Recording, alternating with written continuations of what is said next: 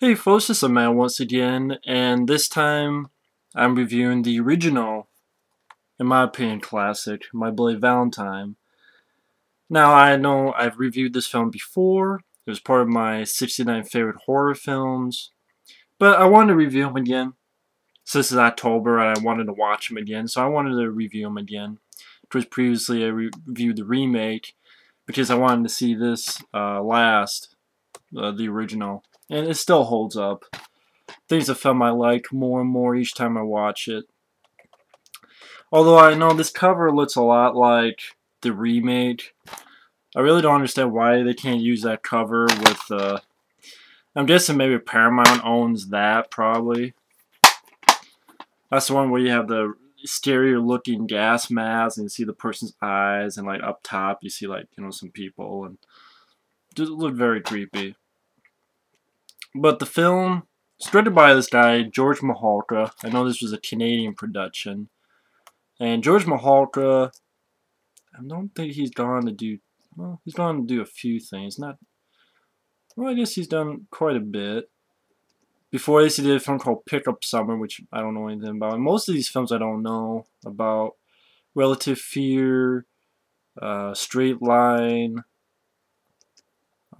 TV movies like Thunder Point, Watchtower, some TV series, there's something called Da Vinci's Inquest. So, stuff I'm not really, I don't know any of them, to be honest. And writer, he wrote a film called Mindfield. Unfortunately, don't know any of these movies. And then the writers behind this film, you had Stephen A. Miller and John Baird. Now, Stephen A. Miller, I believe, came up with the story of this film, because he was also a producer of this film as well.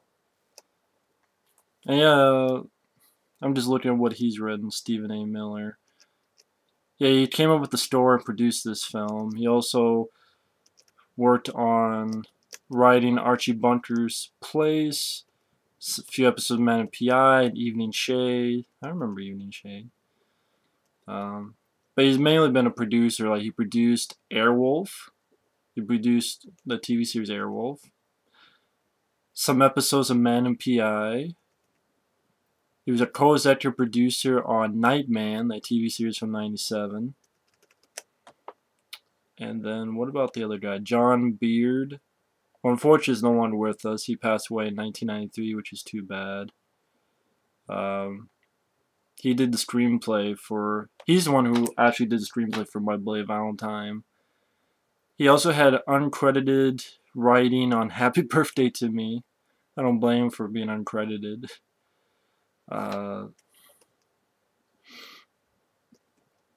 He didn't get to do too much. A TV movie called North Beach and Rawhide, he wrote. He was associate producer on a TV movie Not of This World. Yeah, he didn't... I guess he didn't do much, which is too bad. Because I really like this film a lot. I'm just going all out on this. Now, the film stars, these are, say, unknown actors. I mean, the lead guy is Paul Kelman. He plays T.J. Hanader. He went on to be Julie's stepdad in Black Roses. Did a movie called Gas. And he was did some episodes on, like 2 episodes on one show, an episode on another show. So he didn't go on to do too much, which is too bad, because I thought he really did a good job here as the lead guy. I also stars Lori Hallier. I know she's actually on the special features, which I'll get to that. And she's going to do a lot more, a lot of episodes on various TV shows, including 2 episodes on the Friday the 13th TV show. And then you also have Neil Affleck, who plays Axel. Now, Neil Affleck, he's probably best known as he's been a director.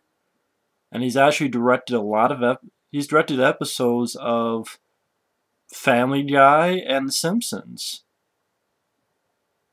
which is pretty cool. Huh.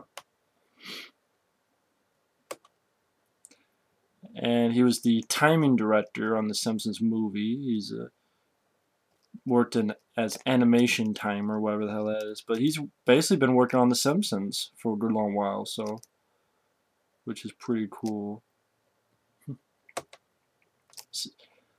And you see, acting wise, not too much. He was a medical student in mall for scanners, police officer in visiting hours. So he didn't want to do too much. But anyway, I know I'm a few minutes in, I haven't talked much about the film, but the film is a classic, at least to me. You know, when it started off with these two people wearing this sort of mask, the miner suit, and one's a woman, and it's a little bit of a kinky sex scene. No nudity, which you think Canadian, you know, they have like a lot more nudity in Canada, from what I understand. Like they're much more free with it. But this is one of those only slasher films that has no nudity. It didn't bug me, I'm just saying it's kind of weird. But you think it's kind of like it's going to be a kinky sex scene, but then he sees the heart tattoo on her chest. And this is the uncut version. Now, before I go into the film, if I could talk about the DVD, I might as well. Great DVD, and the fact that finally Lionsgate got this from Paramount DVD, and they were able to release the uncut version. Which I'll get to that later, but features is you have Bloodlust, My Bloody Valentine, and The Rise of the Slasher Film. To be honest, the featurette itself really isn't that good. I'll be honest. Number one, it spends like 3 to 5 minutes talking about the birth of slasher films. I don't care. I want to hear about the movie. Then it spends like 7 minutes talking about the original film and like 10 minutes talking about the remake. I don't want to hear about the remake when this is a special edition of the original film. You got Neil Affleck, you got the director, you got, I'm sure you got the producers, you got some of the other actors in there. You unfortunately no Paul Kilman, but you got Laurie Hallier and Neil Affleck. You got some of the other actors, the director, producers. You could easily have had a 20-30 minute feature just on from them alone. You know, how do you hear about the film? How do you get started? How was it working on the film? How do you feel, each of you feel about the release of the film, about how it's gotten its fan base? But no, you spend 7 minutes briefly touching on the film. There is no audio commentary, which that's a shame too. And the fucking 10 minutes are for the remake. Put that on the remake DVD then. But I will say, the only reason I say this is a good DVD is that it is the uncut version. And you can watch the deleted footage separately, and if you watch that separately, before each deleted footage, someone talks a little bit about the film, or about the scene. Which is annoying, because you have to click on each deleted scene to see the opening of them talking. That's would have been nice to hear this in a documentary that could have been 20-30 minutes easily, but, you know, talk about the death scenes, talk about that. But, what do I know? At least it's the uncut version. But, you know, this feature stuff leaves a lot to be desired. You know. Again, the only good thing I can say is it's uncut. You know. You know, I've heard there's still other stuff missing, like, you know, maybe dialer exchanges or something. But anyway, the film itself is pretty simple. I mean, back in the day, you had Harry Warden, and he got trapped with a bunch of other miners because of some higher officials were not paying attention. He was trapped there for weeks, and when they find him, he was, you know, cannibalism. But they, like, touch on this very nicely. They don't delve into it like the remake. It just, they really touch on it. You get more than enough. You get, okay, I got it. And they move along. I think that's the thing I like about this film. And it's years later, and the town is going to have another Valentine's Day dance. But then the cops get these boxes with these hearts in it. And they decide to cancel the dance, but the kids, they don't know what's going on. They don't know about the hearts and stuff. They're just told to cancel the dance, and so they decide to have the dance at the mines, and then, you know, it's your slasher film. What I liked about the film, I like the cast. The cast, they seem like normal folks. They look normal. They act normal.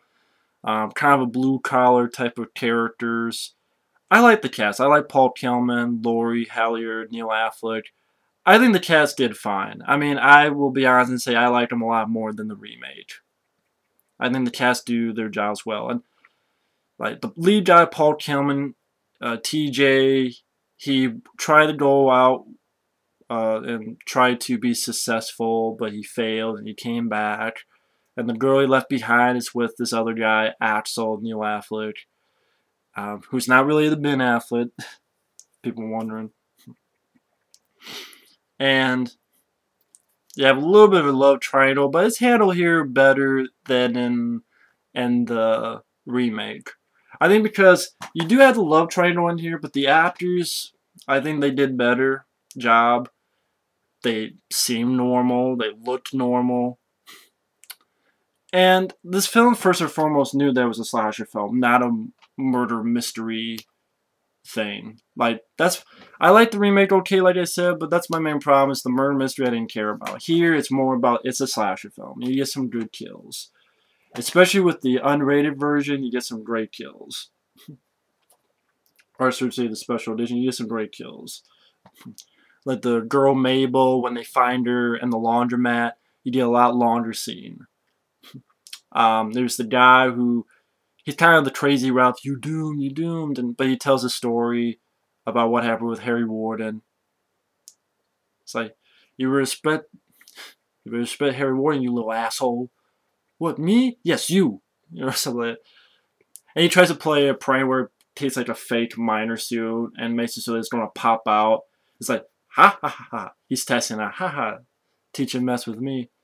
He goes one last time, and Harry Warren comes and takes the pickaxe right underneath the chin and through the eyeball.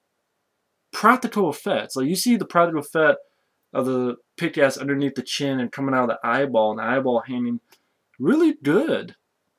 Now, granted, when you see delays saying you can see a change in the picture quality, but there was nothing they could do about it, so I'm fine with it. Although, you see other films like Alien 3, that word print, they put down the Blu-ray and it all looks like perfect. So, I wish that they would, you know, spend money and do that for, you know, films like this, or Friday the 13th Part 7, and even if they say it's impossible, I mean, I think it's worth a try, but, you know, what do I know?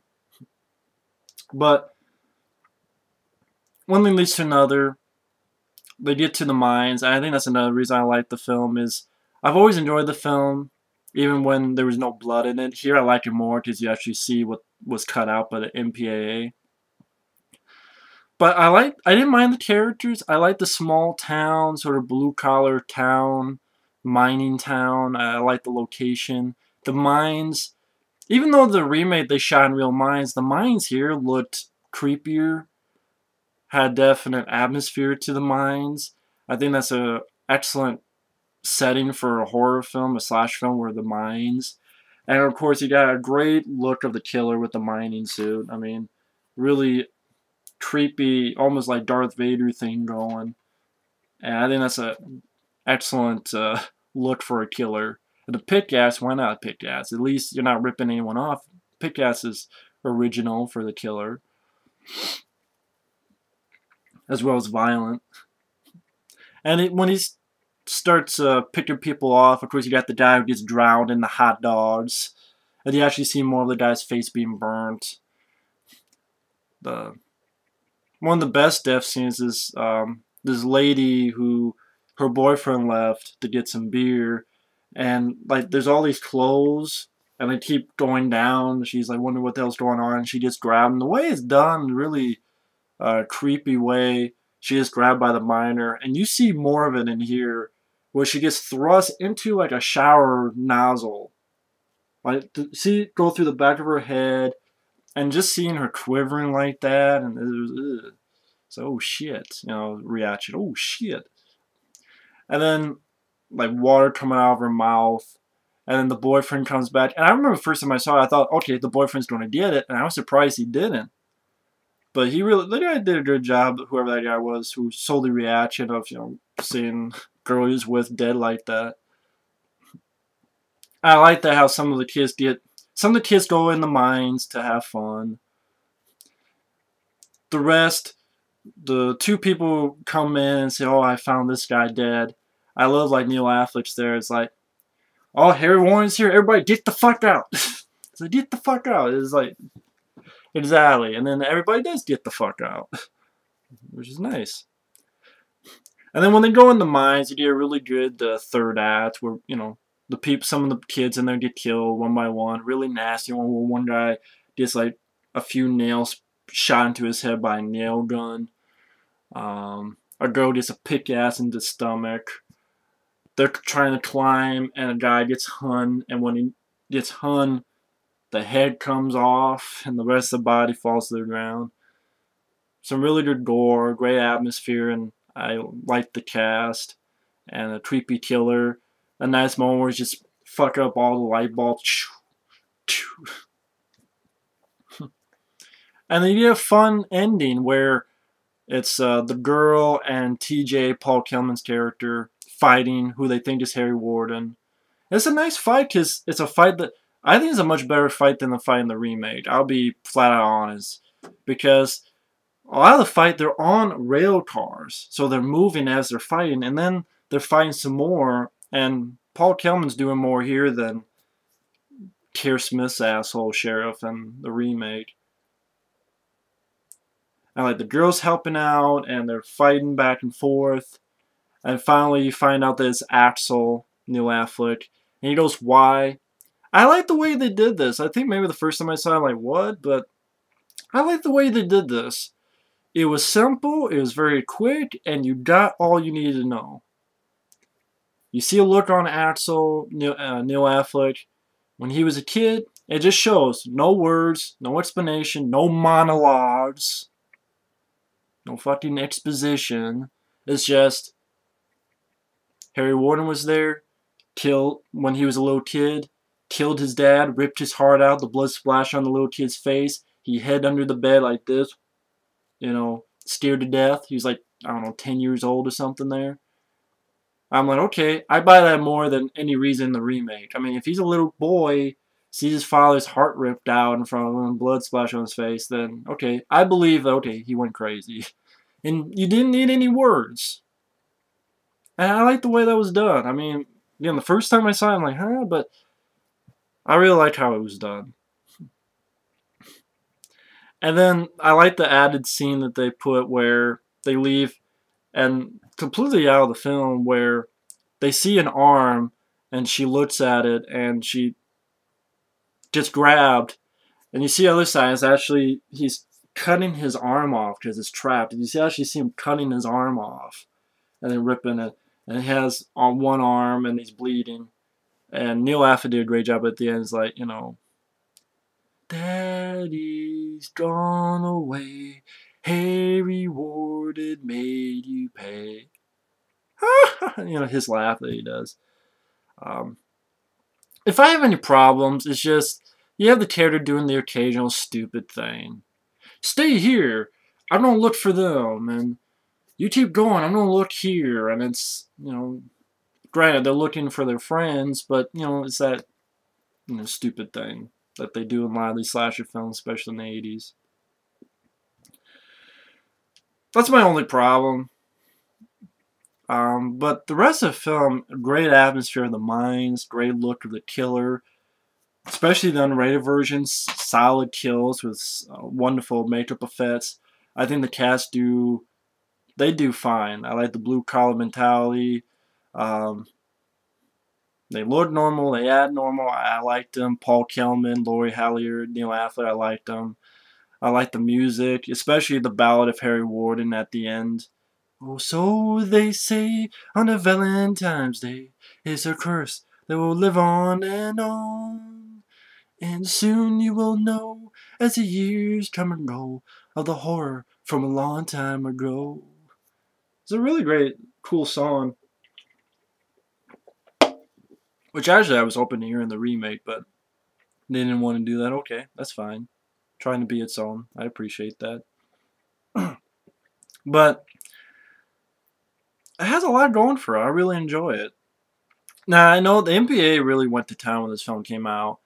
Now, some say that, it was around the time that John Lennon got murdered and that the media, entertainment business, they were trying to shy away from violence in the media, which I don't know about that. The other reason, which I buy more, is that Paramount, they got a lot of backlash from Friday the 13th when it came out a year before. That I buy more, to be honest. Granted, I wasn't born and alive back then, so maybe that had something to do with it with John Lennon, but I buy that Paramount got a lot of backlash from Friday the 13th, which it did. And so I'm sure the MPA probably got a lot of backlash too. You let this go through and you let that go through? How dare you? And so, with Paramount and MPA, it's like, oh, another Paramount slasher movie, okay. And they just went to town on this to the point where there was like nothing left in these death scenes. But there is now. And yeah, it's just such that the picture quality isn't perfect, so it's seamless, but that's how it goes. I liked seeing it though. I prefer seeing it at all. And I like the fact that they put it back into the film, so it's not, I just have to see it in deleted since I can see it with the film as part of the film. I appreciate it. So that's why I like the DVD. It's just the features themselves could be a lot better. But overall, anyway, it is a slasher film, so you know what it is going into it, but I think it's a great slasher film. It's one of my favorite slasher films. It was in my favorite horror film list when I did that list a long time ago. Just the location, the atmosphere, I think the acting is fine. The gore now, the mining suit, the song at the end, the Ballad of Harry Warden. It does a lot of things right. Occasionally you get the stupid, character doing stupid thing, but that's a lot of slasher films. But this has a lot going for it. So thumbs up on the cast, thumbs up on the effects, thumbs up on the location. I like these characters a lot more than the remake, I'll admit. So thumbs up on a lot of stuff. So that's My Bloody Valentine, the original from 1981. Very, very solid film. Great flick. By the way, that's my review. Thanks for watching. Take care, and we will see you next time for the Hellraiser franchise. Take care. Later.